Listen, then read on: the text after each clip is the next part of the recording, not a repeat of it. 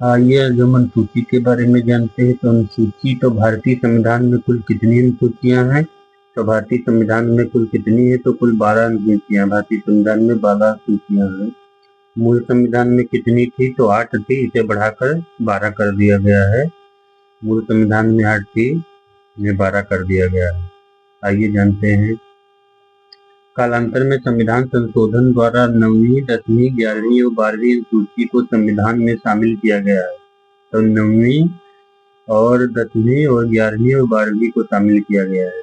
तो 9वीं अनुसूची प्रथम संविधान संशोधन अधिनियम 1951 में जोड़ी गई। तो 9वीं कब जोड़ी गई? 1951 में। तथा 10वीं कब जोड़ी गई? तो 10वीं जो है 10वीं कब जोड़ी गई?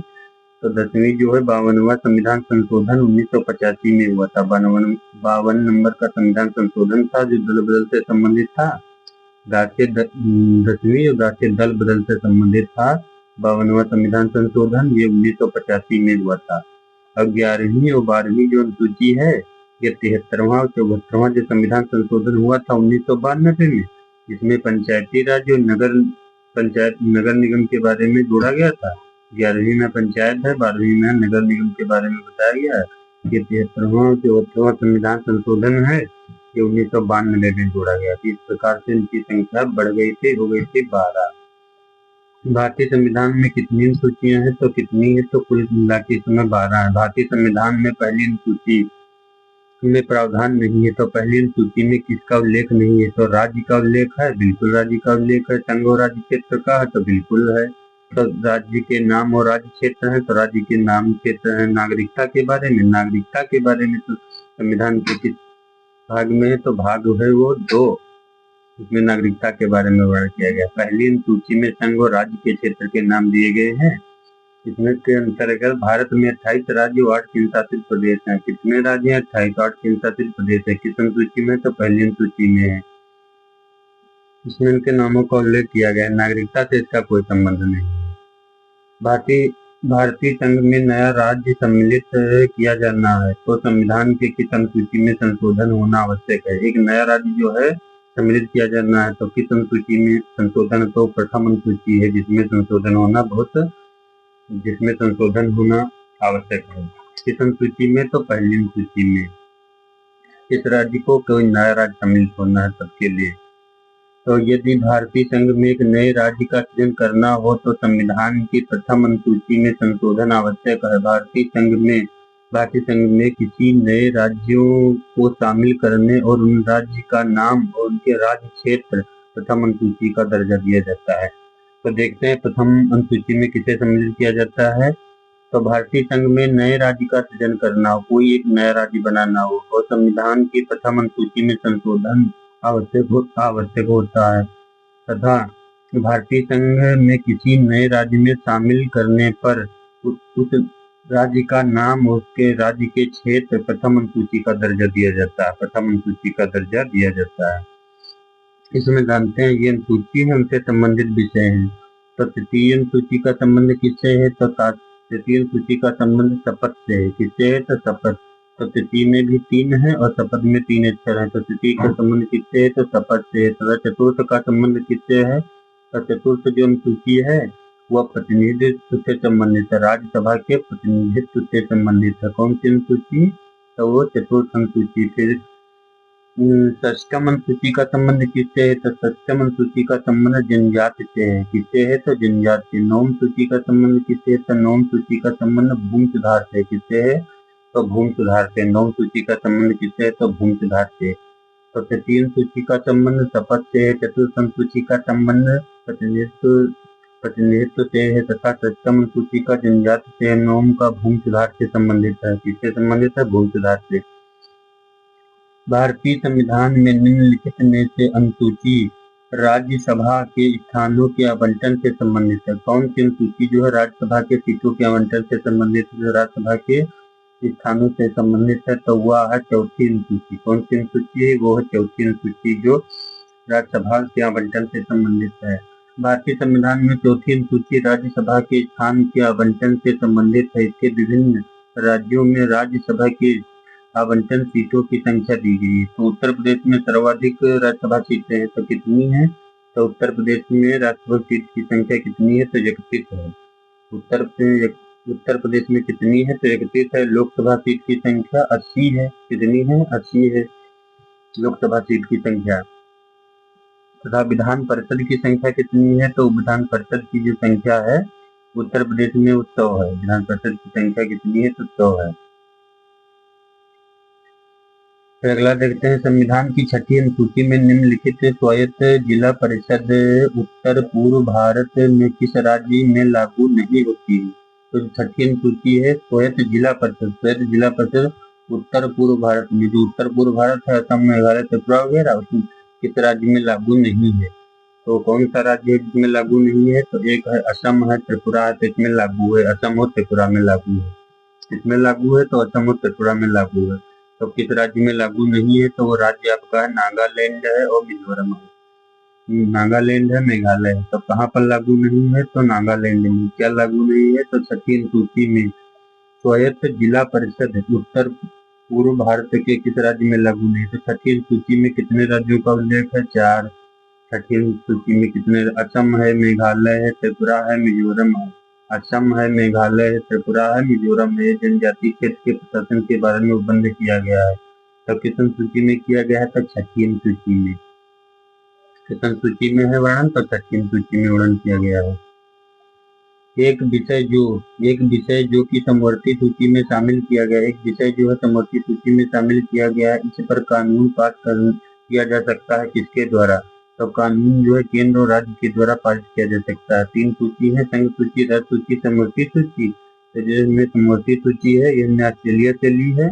और समवर्ती सूची का उल्लेख किस अनुसूची में है? तो 7वें समवर्ती, 7वें। तो 7वीं में इसका उल्लेख किया गया है। जितनी भी सूचियां हैं 7वें में दी गई है।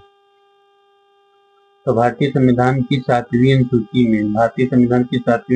में 3 सूचियों का उल्लेख किया गया है।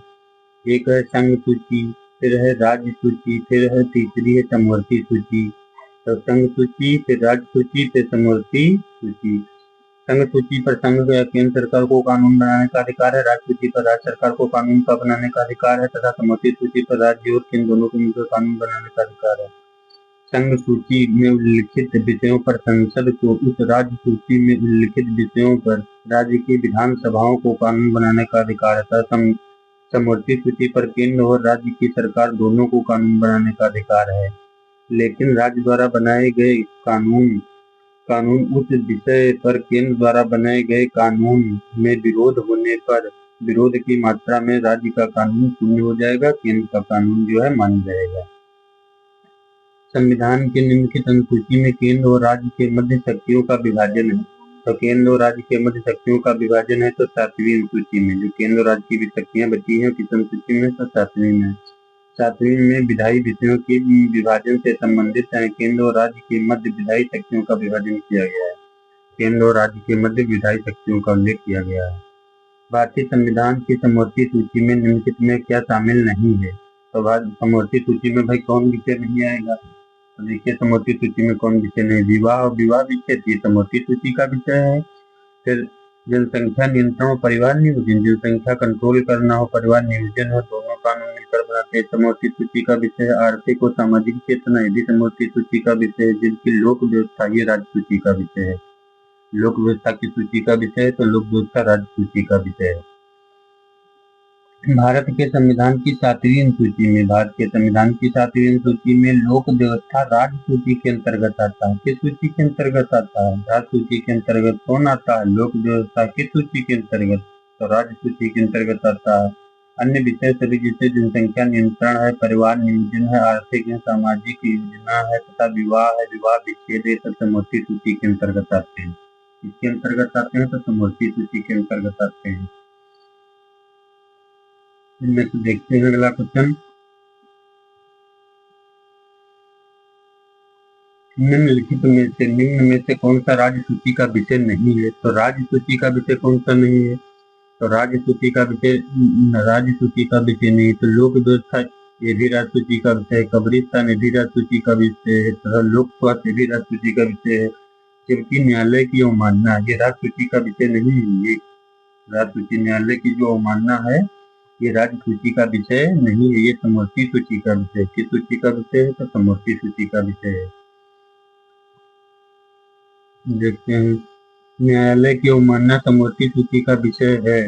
जबकि लोक व्यवस्था है, कब्रिस्तान है तथा लोक स्वास्थ्य राज्य सूची के विषय है। किसके विषय है? तो राज्य सूची के विषय है। कुछ सूचियों के बारे में जानते हैं। तो सूची एक मतलब संघ सूची में प्रविष्टियों में मूलतः 97 विषय हैं। कितने विषय हैं? तो 97। वर्तमान में 98। कहीं कहीं 100 भी लिखा हुआ है, तो यहाँ पर 98 है, तो हम 100 या 98 99 मान लेते हैं। तो संघ सूची में कितने विषय मूल तब थे? तब 97 थे। अब कितने हैं? तो 100 या फिर 98 हम मान सकते हैं। 100 विषय 98। दूसरी सूची राज्य सूची में प्रविष्टियों की संख्या कितनी थी? 66 थी। इसमें कितनी थी? 66। अब वर्तमान में कितने हैं? तो 59 है। कितनी है? तो 59। 59 इनकी संख्या है। फिर राज्य सूची में कुल कितने विषय हैं? इसमें समवर्ती सूची में कौन से सब कितने विषय थे? तो 47 है। वर्तमान में कितने हैं? तो वर्तमान में 52 इनकी संख्या है। अब आइए संघ सूची में कुछ विषय हैं, उनको जान लेते हैं।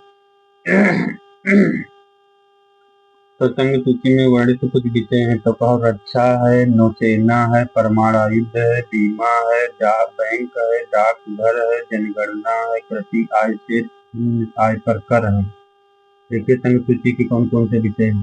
तो संघ सूची के विषय तो रक्षा हो गई, नौसेना हो गया, परमाणु युद्ध हो गया, बीमा हो गया, बैंक हो गया तथा डाकघर हो गया तथा जनगणना हो गई, कृषि आय से भिन्न कर हो गया तथा ये सब संघ सूची के विषय। राज्य सूची के विषय देखिए, तो राज्य सूची में कौन से आते हैं? लोक व्यवस्था है, लोक स्वास्थ्य है, काजी हाउस है, मत्स्यिकी है तथा कृषि है।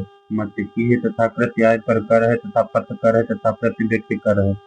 कौन कौन से हैं राज्य सूची के विषय? तो लोक व्यवस्था है, लोक स्वास्थ्य है, काजी हाउस है, मत्स्यिकी है, कृषि आय पर कर है तथा पथ कर है तथा प्रति व्यक्ति कर है। अब देखते हैं समवर्ती सूची में कौन विषय आते हैं। तो विवाह है, तो विवाह विच्छेद है, न्यायालय की अवमानना है, वन है, न्यायालय की अवमानना है, विवाह विच्छेद है, वन्य एवं जंतु एवं पक्षियों का संरक्षण है, वन्य जंतु एवं पक्षियों का संरक्षण है तथा सामाजिक सुरक्षा है तथा जन्म मरण सांख्यिकी है। जन्म मरण सांख्यिकी है। जन्म मरण सांख्यिकी है। निम्न में से कौन सा संघ सूची का विषय नहीं? तो विदेश से ऋण लेना संघ सूची का विषय है। डाकघर बचत है भी, अंतर्राष्ट्रीय व्यापार करना है भी, कृषि आय पर कर। तो कृषि आय पर जो कर है ये राज्य सूची का विषय है। किस सूची का विषय है? तो राज्य सूची का विषय है कृषि आय पर कर। निम्न में से कौन से विषय संघ सूची में सम्मिलित नहीं है? तो कौन सा है जो संघ सूची में सम्मिलित नहीं है? तो नागरिकता है, बैंकिंग है, अंतर्राष्ट्रीय व्यापार, ये सब सम्मिलित है। जबकि विवाह और विवाह विच्छेद किस सूची का विषय है? तो समवर्ती सूची का विषय है, जो हमने कहाँ से ली है? तो ऑस्ट्रेलिया से हमने सूची ली है। किसन सूची में है तो 7वीं सूची में इसका उल्लेख किया गया है। किसन सूची में तो 7वीं। निम्न में से कौन सा भारतीय संविधान की समवर्ती सूची के अंतर्गत आता है? तो समवर्ती सूची के अंतर्गत कौन आता है? विवाह और विवाह विच्छेद समवर्ती सूची के अंतर्गत आते हैं। निम्न भारत के संविधान में राज्य सूची का विषय नहीं है। इसमें कौन राज्य सूची का विषय नहीं है? तो दांव और दुग्ध क्रीड़ा ये है संघ सूची तथा मत्स्य उद्योग ये भी राज्य सूची का विषय है तथा राज्य के मंत्रियों के वेतन भत्ते भी संघ सूची भी राज्य सूची का विषय है। जबकि राजनयिक प्रतिनिधित्व जो है ये राज्य सूची का विषय नहीं है। तो कौन कौन से विषय हैं? मत्स्य उद्योग है, दांव एवं दुग्ध क्रीड़ा है, राज्य के मंत्रियों के वेतन और भत्ते हैं, वेतन और भत्ते दिए गए हैं। राजनयिक और काउंसिलिंग और व्यापारिक प्रतिनिधित्व ये संघ सूची के क्रम में आते हैं। राजनयिक और काउंसिलीय और व्यापारिक प्रतिनिधित्व संघ सूची के क्रम में संख्या 11वें में वर्णित है। शेष गांव और दुग्ध क्रीड़ा है, मत्स्य है, उद्योग है, राज्य के मंत्रियों के वेतन और भत्ते हैं। ये सब किस सूची के विषय? सब राज्य सूची के विषय हैं। किस सूची के? सब राज्य सूची के विषय हैं। निम्नलिखित में से भारत में संविधान की राज्य सूची में है तो पुलिस राज्य सूची का विषय है, केंद्रीय लोक सेवाएं राज्य सूची का विषय है तथा शिक्षा जो है समवर्ती सूची का विषय है। तो शिक्षा समवर्ती सूची तथा केंद्रीय लोक सेवाएं संघ सूची का विषय। तो पुलिस जो है ये राज्य सूची का विषय। पुलिस की सूची का विषय है तो पुलिस जो है ये राज्य सूची का विषय है।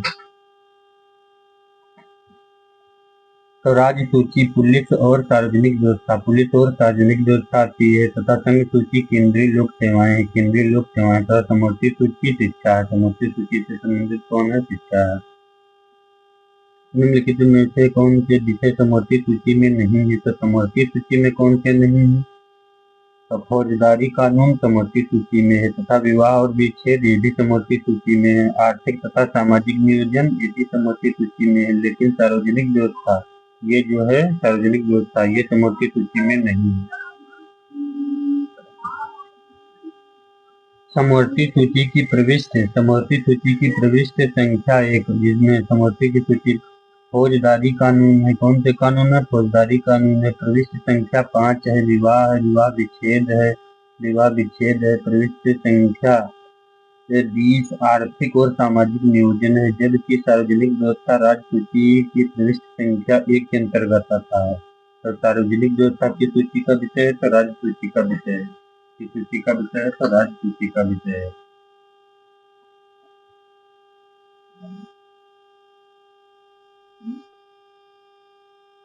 केंद्र राज्य के मध्य शक्तियों का बंटवारा संविधान की किस अनुसूची में दिया गया है? तो केंद्र और राज्य के मध्य शक्तियों का बंटवारा किस 7वीं अनुसूची में, किस अनुसूची में है? तो 7वीं अनुसूची में। किसका बंटवारा है? तो केंद्र और राज्य का।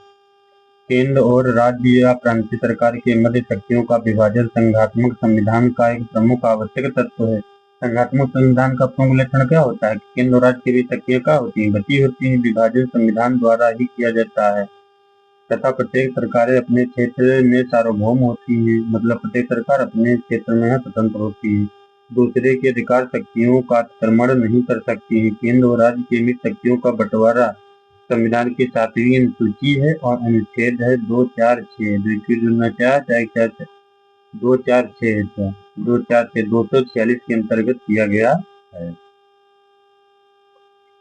भारत में केंद्र को शक्तिशाली बनाने का एक केंद्रीय कारण क्या है? भारत में देखा होगा आप, केंद्र शक्तिशाली है, इसका एक संवैधानिक कारण कौन सा है? तो संवैधानिक कारण है संघीय सूची, क्योंकि संघीय सूची में इसको ज्यादा वरीयता दी गई है। भारतीय संविधान के संघीय ढांचे को मजबूती प्रदान करने के लिए विषयों में केंद्र और राज्य के लिए निश्चित कर दिया गया। इसके महत्व के आधार पर संघीय सूची राज्य सूची समवर्ती सूची में विभाजित किया गया है। महत्वपूर्ण विषयों पर संघ सूची तथा समवर्ती सूची दोनों विषय कानून बनाते विशेष अधिकार रखते हैं। केंद्र सरकार को अधिक शक्ति प्रदान की गई है, संवैधानिकता से प्रतीत होता है। अवशिष्ट शक्तियों पर केंद्र को कानून बनाने का अधिकार है। जो अवशिष्ट शक्तियां हैं हमने कनाडा से ली, कहाँ से ली है? तो कनाडा, और कनाडा में भी कैसी व्यवस्था है? तो संघात्मक। कनाडा की राजधानी क्या है? तो ओटावा है। यहीं पर विश्व की सबसे बड़ी गेहूं की मंडी है, विनीपेग है। कौन सी है? विनीपेग है, विनीपेग गेहूं की मंडी है। कनाडा से ही हमने अवशिष्ट शक्तियां ली। इस पर कानून बनाने का अधिकार किसको है? केंद्र सरकार को। अच्छा, अवशिष्ट शक्तियां उसे कहते हैं जिनका वर्णन न केंद्र सूची में, न राज्य सूची में, न समवर्ती सूची में। राज्य के संविधान, राज्य का संविधान निम्नलिखित में से किसको अवशिष्ट शक्तियां देता है? किसको अवशिष्ट शक्तियां देता है? तो किसको अवशिष्ट शक्तियां देता है? तो केंद्र को भी हमने बताया कि केंद्र को अवशिष्ट शक्तियां प्रदान करता है। कौन? तो संविधान। कैसी शक्तियां? अवशिष्ट शक्तियां। तो संघात्मक शासन व्यवस्था में, संघात्मक शासन व्यवस्था में संघ और प्रांतों के बीच शक्तियों का विभाजन होता है, संविधान के द्वारा किया जाता है। भारतीय संविधान में इस प्रक्रिया को अपनाया गया है, परंतु कनाडा में संघीय व्यवस्था का अनुसरण करते हुए अवशिष्ट शक्तियां केंद्र को प्रदान की गई हैं। 248 संविधान के अनुच्छेद 248। अमेरिका, अमेरिकी संविधान में अवशिष्ट शक्तियां राज्य के पास हैं। देखो अमेरिका जो है, यहाँ की अवशिष्ट शक्तियां जो है किसके पास है? राज्य के पास। हमारे यहाँ किसके पास अवशिष्ट शक्तियां हैं? तो केंद्र के पास है। किसके पास है? तो केंद्र के पास। और वहाँ किसके पास है? तो राज्य के पास। ली हमने कहाँ से अवशिष्ट शक्तियां हैं? तो हमने जो अवशिष्ट शक्तियां ली है कनाडा से ली। इसकी राजधानी क्या है? तो ओटावा है। इनमें कौन सा विषय भारत की 11वीं अनुसूची का भाग नहीं है? तो 11वीं अनुसूची का भाग नहीं है। तो 11वीं अनुसूची में कौन किसका उल्लेख किया गया है? 11वीं अनुसूची में देखते हैं। तो निम्नलिखित में से विषय पर निम्नलिखित में से विषय भारत के संविधान में 11वीं अनुसूची का भाग नहीं। तो गरीबी उन्मूलन कार्यक्रम ये भाग है। महिला एवं बाल विकास ये विभाग है। तकनीक प्रशिक्षण और व्यावसायिक शिक्षा ये विभाग है। जबकि जैविक सांख्यिकी जिसके अंतर्गत जन्म और मृत्यु का पंजीकरण भी होता है। कौन 11वीं अनुसूची का भाग नहीं है? तो 11वीं अनुसूची भाग जैव सांख्यिकी इसके अंतर्गत जन्म और मृत्यु का पंजीकरण भी आता है। तो जैव सांख्यिकी इसके अंतर्गत जन्म और मृत्यु का पंजीकरण भी होता है। संविधान की 12वीं अनुसूची का भाग है, न कि 11वीं अनुसूची। गरीबी उन्मूलन है, महिला है, बाल विवाह है, तकनीकी प्रशिक्षण और व्यावसायिक शिक्षा। यह अनुसूची जो है 11 का भाग है। किसका भाग है? 11 का। 11 का कौन भाग है? गरीबी उन्मूलन है, महिला एवं बाल विकास है, तकनीकी प्रशिक्षण है, व्यावसायिक शिक्षा अनुसूची है। ये 11 का भाग है। किसका भाग है? तो 11 का भाग है। राज्य सूची के किसी विषय को राष्ट्रीय हित का विषय घोषित करने का अधिकार किसको है? तो राज्य सूची के किसी भी विषय को राष्ट्रीय हित के विषय का घोषित करने का अधिकार किसके पास है? तो राज्यसभा के पास। किसके पास है? तो राज्यसभा के पास है राष्ट्रीय महत्व का विषय घोषित करने का अधिकार। तो संविधान के भाग 11 में 249 में वर्णित है कि यदि राज्यसभा में उपस्थित और मत देने वाले सदस्यों में से कम 2 तिहाई, कम से कम कितने? 2 तिहाई कहाँ? राज्यसभा में का होकर उपस्थित हुए थे। किस अनुच्छेद के अंतर्गत? तो 249 के अंतर्गत। किस भाग में है? संविधान का भाग कौन सा है? 11वां भाग है। उपस्थित होकर संकल्प द्वारा घोषित कर दे तो राष्ट्रीय हित में यह आवश्यक और समीचीन है। यह समीचीन है कि संसद राज्य सूची के ऐसे विषय के संदर्भ में जो कि संकल्प में निर्दिष्ट है और विधि बनाए, तो इस संकल्प में प्रविष्ट होने पर उस विषय के संदर्भ में संसद द्वारा भारत के संपूर्ण राज्य क्षेत्र के किसी भाग में विधि बनाने का पूर्ण अधिकार होगा। संघ सूची में कितने विषय शामिल हैं? तो संघ सूची में कितने विषय शामिल हैं? तो संघ सूची में कुल कितने विषय हैं? तो संघ सूची में कुल वर्तमान में 98 विषय यहाँ दिए गए हैं। संघ सूची में कितने विषय हैं? तो संघ सूची में यहाँ पर 98 विषय हैं। कितने विषय हैं? तो 98 विषय हैं। किस सूची में? तो संघ सूची में। कितने विषय हैं संघ सूची में? तो कुल 98 विषय हैं। 42वां संविधान संशोधन के पश्चात भारतीय संविधान की समवर्ती सूची में विषय कितने हो गए? तो जो 92वें संविधान संशोधन के द्वारा 42वें संविधान संशोधन के द्वारा समवर्ती सूची में कितने विषय हो गए? तो 52 हो गए हैं। ये संविधान संशोधन कब हुआ था? तो ये 1976 में हुआ था। कब हुआ था? 1976 में। इसे लघु संविधान संशोधन भी कह दिया जाता है। तो समवर्ती सूची में 47 विषय थे। समवर्ती 47 विषय थे। 42वें संविधान संशोधन के द्वारा 5 विषय न्याय प्रशासन है, वन है, शिक्षा है तथा बांट माप है तथा जनसंख्या नियंत्रण है, परिवार नियोजन है। ये सब जोड़ दिए गए। वर्तमान में 52 हो गए हैं, 52 हो गए। कितने हो गए हैं? 52 हो गए हैं। निम्नलिखित में से समवर्ती सूची में शामिल विषयों की विधियों का निर्माण कर सकता है। समवर्ती सूची में कौन कर सकता है? तो केंद्र और राज्य दोनों कर सकते हैं। किस अनुच्छेद में? तो 246 में समवर्ती सूची के विषय में वर्णित विषय में किया गया है। तो देखते हैं निम्नलिखित में 8वीं सूची में कितनी भाषाओं का उल्लेख किया गया है। तो 8वीं सूची में कितनी भाषाएं हैं?